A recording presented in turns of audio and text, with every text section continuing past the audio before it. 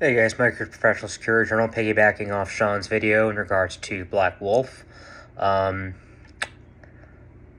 jump right into it. My thoughts on this. You know, I saw that app years ago, and I quite liked the idea, and I thought it was a very good idea.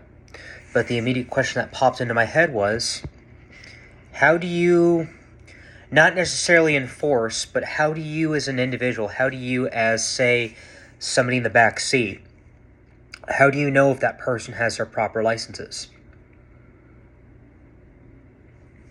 You don't. You can't know. You can't know if that you just don't know if that person has a proper licensure. I.e., in the case of the California market, now I'm using business terms here, the state of California is a market. And I use those terms because my employer was just absorbed into another employer in a few states. States being the markets. Cascadia Global Security gave a couple of market states to Pal American. I have been absorbed into Pal American. I went from Cascadia. I went from being a Cascadia employee when the Nevada market in the state of Nevada was given to Pal American. I became a Pal American employee. So in the California market, how do you know if that person has their proper licenses? If they're carrying concealed in the state of California, per BSIS, don't ask me the business profession code, don't ask me all that gobbledygook that Sean knows. You can go ask Sean for this stuff. You can go ask Sean to cite you the law. But I know on paper, it states for a fact, in order to carry a concealed firearm in security in the California market, you not only need your exposed firearm permit because that acts as your armed security officer license, but you also need a CCW. Well, that's the same for here in Nevada. I'm required to have a Nevada PIOB armed officer's license, and I'm required to have a Nevada CCW. In my case, in my jurisdiction, I'm required to have a CCW issued by the Las Vegas Metropolitan Police Department. So if they're carrying their weapon concealed in the driver's seat, how do you know if they have their proper licenses? You don't know. Unless the normal layperson thinks to ask that. But let's be real here. Outside of private security, who the hell's going to think Joe Schmo, Where's Waldo, Joe Random on the street? They're just not going to think about that. Hey, let me see your security license. They're not going to think that because they don't know anything. And I don't mean for that to sound crass as in the public is stupid. No, I mean, for real. If you're not in the industry, you don't know about licensure. You don't know this stuff. So you wouldn't think to ask that stuff. Now, somebody in Sean's comments brought up the point of constitutional carry. And this being a possible loophole or whatever that commenter said. No. I just came from Utah. I just moved. It is now May 20th, and I moved back to Las Vegas from Salt Lake City. I moved back to Vegas from Utah in January. I've been in Vegas for 4, technically 5 months, depending on how you want to look at it. I moved back in January. I came from Utah. Utah's constitutional. The constitutional bit, folks, does not apply in private security. Period, plain and simple. I can speak to that as an absolute in all 50 states. Well, in a general statement. Obviously, this only applies to those states. I think half of the U.S. is constitutional. So this statement only applies to half of the U.S. in reality. But I could speak to it as an absolute in all 50 states. Constitutional carry does not apply in the concept of armed private security. If you're carrying a firearm for a living, if you're carrying a firearm as a profession, you're required to have your proper licenses. Period, point blank, plain and simple. In Utah, I was required to have a Doppel armed officer's license. And at the same time, in private security, I was required to have a CCW. I don't know where my wallet's at. I'm too lazy to go searching for my wallet right now. Otherwise, I'd pop open my wallet and be like, see, here's my Utah CCW. Because I still have it. Because anytime I carry outside of work right now in Nevada, I carry under my Utah CCW. Because my Las Vegas permit, my Nevada CCW expired last November while I was still in Utah. So anytime I'm carrying outside of the job, at the moment, anytime I'm hiding it outside of work, I'm carrying it in my Utah license, because Utah has, I always butcher this word, reciprocity with the state of Nevada. So I can carry in Nevada with my Utah permit. And that's what I do outside of work for now until I can get my permit renewed. So, I'm maybe going off on a tangent here. Let's get back to the point. So yes, constitutional carry basically does not apply in armed private security. You are required to have your armed officer's license and a permit if applicable. If you're hiding your weapon in the vehicle, you're required as a professional to have your armed officer's license and the permit. It does not matter if your state says, oh, you can have it in the glove box, you can have it in the car. No. At least in Nevada and Utah, I could speak to these two states in particular. It's if you're hiding the weapon for a living, you need the applicable permit. Utah is constitutional. I did not need to get my Utah permit to carry outside of work. I could just put my gun in my pants, holstered, phrasing there. I could just put my gun in my pants with a holster. I could put my gun in my pants and go out on the street. Utah's constitutional. But when I throw throw a uniform on, or B, when I operate in plain clothes and I have my armed officer's license, permit. So, yes, constitutional does not apply in armed private security. Know your laws, know your local jurisdiction, know the applicable rules for your state as far as this profession goes. I just made a comment on Sean's video. I saw this idea years ago when I think it was first coming up. I thought it was a very good idea, but I quickly disregarded it because I saw this fucking coming. I saw this coming. I'm choking on saliva, sorry. I saw this coming. How do you know, or how do you enforce the operator of the vehicle, or even the executives, have the proper licenses? You don't. Nobody outside of the industry is going to think to hop in the vehicle and be like, yo, license. Nobody's going to think that.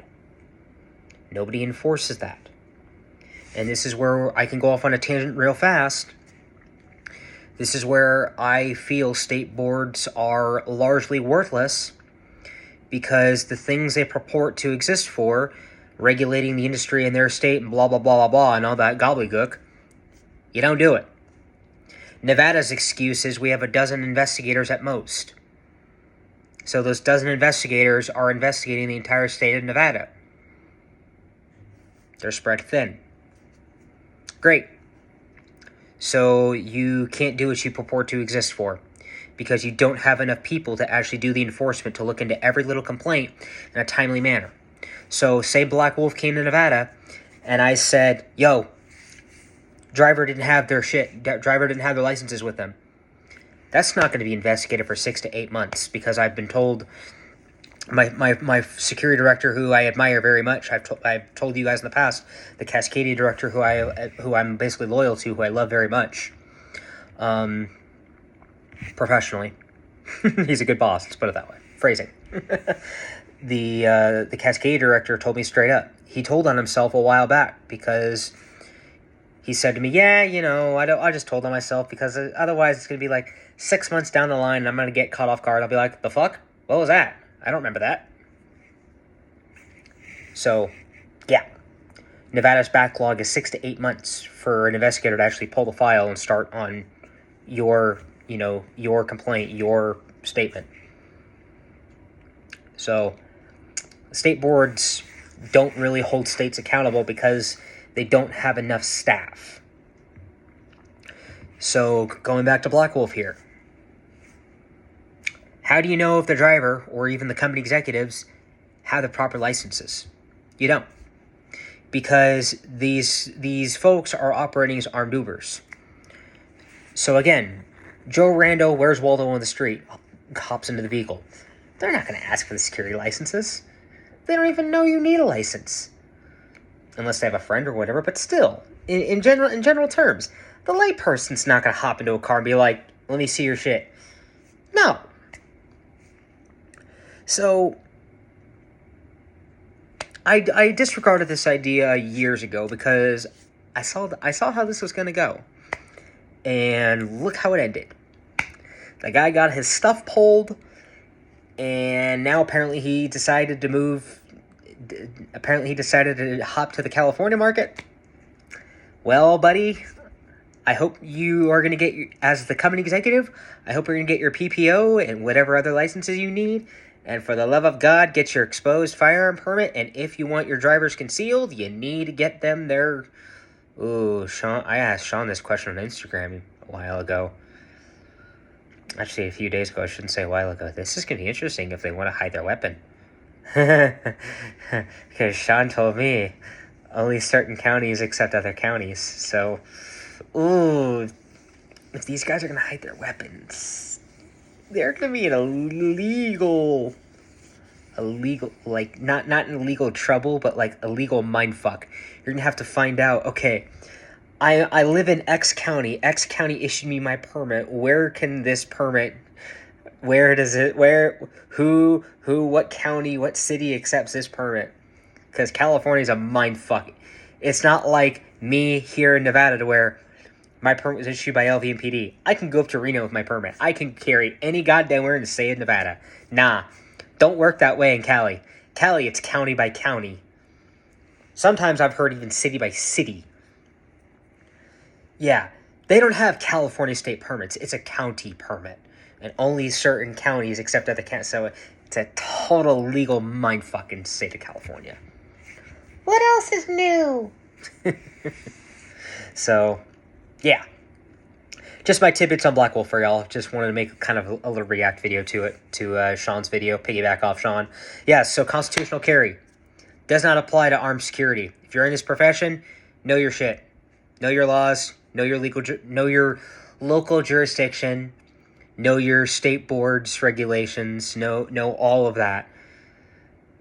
Not enough people care about this stuff. And guys, I'm telling you straight up, I have seen Nevada private security officers get their career ended by PILB because they were too, I wouldn't necessarily say they were too stupid, but they didn't care about this stuff. This is the law. And this is the professional law. This is, in context California, this is California law and BSIS law. This is legal law and professional law, so to speak. Your business and profession codes, I think, is what basically the profession, the BSIS laws, the rules of the road, so to speak, the rules of the board, I think, are the BPCs. Sean can correct me on that, but yeah, know your state legalism, and know your professional legalism. Because, guys, I'm telling you straight up, not enough people care about this shit. And I have seen PILB officers, I have seen fellow armed officers, and even unarmed officers get their stuff revoked and pulled and their careers ended by the state, by PILB, because they did not give a fuck. So please do give a fuck. Continue your careers. Further yourselves. But yes, know your legal and know your professional legalism. Know your law, know your state, and know your professional legalisms. So Black Wolf, in summary, know your licenses, know your state and professional legalism. And yeah, that's really all I have. I was trying to summarize this for y'all. That's the summary. Know your stuff. That's really it.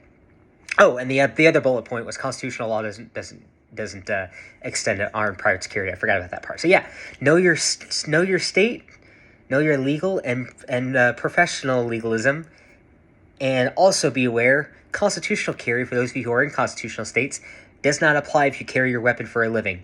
If you're in this profession, do not count on constitutional carry on the stand if you ever find yourselves in court. So yeah, big tidbit for y'all. Constitutional law. Forget it in this industry. Get your permit. Operate legally. Operate the right way within this profession. Please get your exposed firearms permit. Please get your armed license for your state. And get your permit. Because I can guarantee you in any constitutional state, that will not save you in armed private security. You do need the permit to operate in security. Other than that, that's all I have for y'all. This is Mike here with Professional Security Journal. Y'all stay safe out there. Take it easy. Take pride in all that you do in our profession. Please stay safe. Please stay vigilant. Stay situationally aware. And other than that, I'll see you on the next vid. I am going to tag Sean in the title on this one. Bye!